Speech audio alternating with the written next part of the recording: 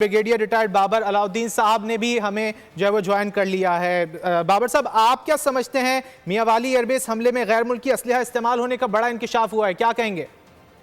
جی ظاہر ہے یہ بہت ریویلنگ قسم کی یہ ایک انفارمیشن ہے، اور اس میں جتنا بھی اس پہ کنسرن شو کیا جائے، آلدو نئی نہیں ہے، اس سے پہلے بھی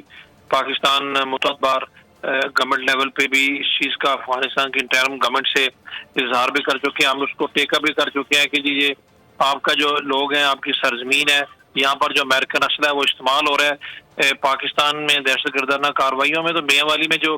کل کا انسیڈنٹ ہوا ہے جس میں جو کچھ لوگ مارے گئے ہیں، سارے دہشت گرد جو ان سے اسلحہ ملا ہے، بھی دیکھیں اس اسلحے کی جو تفصیل سامنے آ رہی ہے، سارا امریکن اوریجن کا اسلحہ ہے، اور ظاہر ہے جو وہی ہے جو کہ امریکن جاتے ہوئے یہاں پر چھوڑ گئے۔ میں تو ہمیشہ سے یہ کہتا ہوں امریکن نے جاتے ہوئے بہت یہاں پر غیر ذمہ دارانہ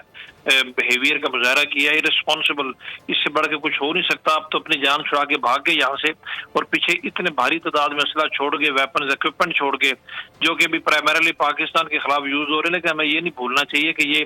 اگر ان چیزوں کا تدارک نہ کیا گیا تو جیسے پاکستان تک محدود نہیں رہے گی۔ اتنی بھاری تعداد میں اسلحہ جو ہے ان لوگوں کے ہاتھ چڑھ جانا، جو کہ بیسیکلی افغانستان کی انٹرم گورنمنٹ کہتی ہے نان اسٹیٹ ایکٹرز ہیں، آلدو نان اسٹیٹ ایکٹرز اس طرح کے نہیں ہیں، ان کی ذمہ داری ان کو کنٹرول کرنا ہے۔ پاکستان نے ثبوت جو اپنے دیے ہوئے ہیں، تو خطرناک یہ ڈیولپمنٹ ہے۔ ہم بارہا اس چیز کا ذکر کر رہے ہیں، بتا بھی رہے ہیں، افغانستان کی حکومت کی ذمہ داری ہے کہ اس چیز کو روکے، ان لوگوں کو بھی روکے، اس اسلحے کا زیادہ نہ استعمال بھی ان تک پہنچنے کے لیے روکے۔ نہیں روکیں گے تو ایک بہت بڑی پہلو تہی کریں گے جس کا نقصان بہرحال ان کو خود ہی ہوگا، اور ان سے زیادہ کسی اور کو ہو نہیں سکتا۔